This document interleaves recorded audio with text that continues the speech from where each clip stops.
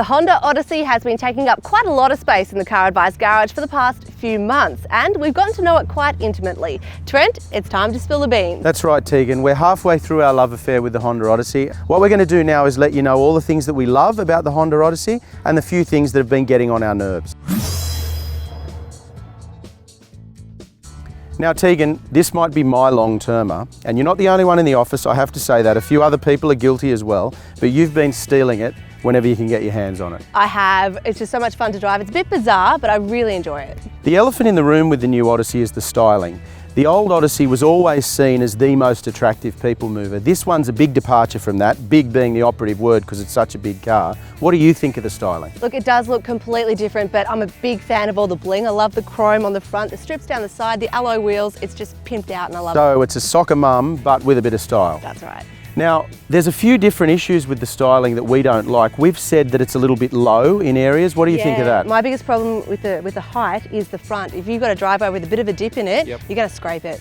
You can notice that on the front, there's a couple of scrapes. I noticed with the front doors, they actually hang very low. So when you open them out, if you're up against a high gutter, you can nail them on that. And the other issue is the electric doors on the side. They pop out quite a long way. Yeah, so if you've pulled up close to a gutter, they can pop out and scrape up against it as well, so that can be a bit of an issue too. Where the Odyssey really does shine though is inside the cabin, so we'll go and take a look at that now. The interior is really the star of the show. I mean, this is absolutely massive inside this Odyssey, but let's talk about the driving compartment. Now, I find the sat-nav system, while it works well, it just looks a little clumsy with your smartphone connected there and you've got cables and wires and stuff. But how did you find that central control system? Well, I think it looks great and it's easy to reach. All the buttons, like you've got the AC and that underneath on an angled panel, then your screen, and I just found it easy to use. A little bit clumsy, like you said, but you get used to it. The steering wheel mounted controls are great. I love that center console area there that extends back out. Above that you've got all your inputs for USB and HDMI and your power socket, but that comes out, it's got bottle holders, not just cup holders in it, and also you can put your handbag in the middle there between the seats too if you're a lady. Gym bag and handbag, there's that much space. Plenty of room in there. So it's all very utilitarian up the front, it's comfortable, it's spacious and it's really easy to access. Now moving into the second row, this is really a proper people mover. I mean, a lot of cars pretend to be a people mover, but you've got proper LED lighting for the second and third row, air conditioning outlets, separate controls for the aircon. This is a really comfortable people mover. Now let's talk about the seats, because this is my favourite thing. So this particular seat here, we're all the way back. Let's move this one forward because it'll go a long way forward.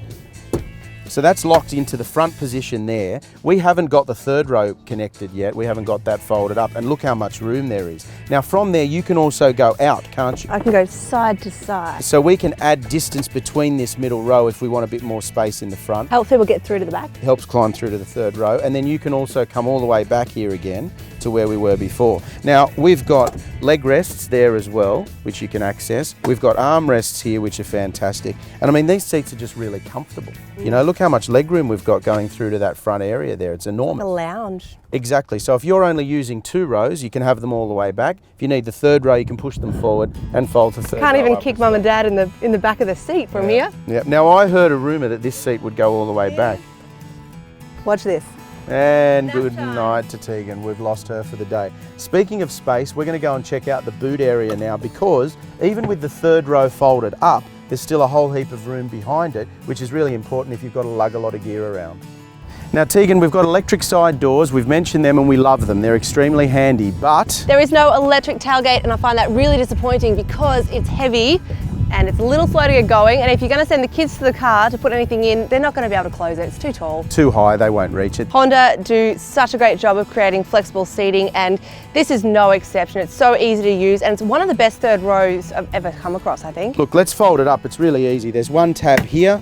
We drop the base forward, then we just pull the backrest up like that. It's really easy. It only takes a couple of seconds. The backrest's adjustable as well. You can pull that further back or have it set there. For me, the best part is that when that third row's employed, look at that luggage space. Heaps of room. You could fit a couple of big suitcases in there. In fact, we've put 2 big suitcases in there. Plenty of room. This seating is really, really clever. There's a 12-volt power socket back there for the third row. Fantastic if the kids need to charge their iPhone or their iPad. So I think it certainly fits the brief of being a practical people mover, plus you get a little bit of sparkle. If you need to move a family in comfort, this is as good as it gets.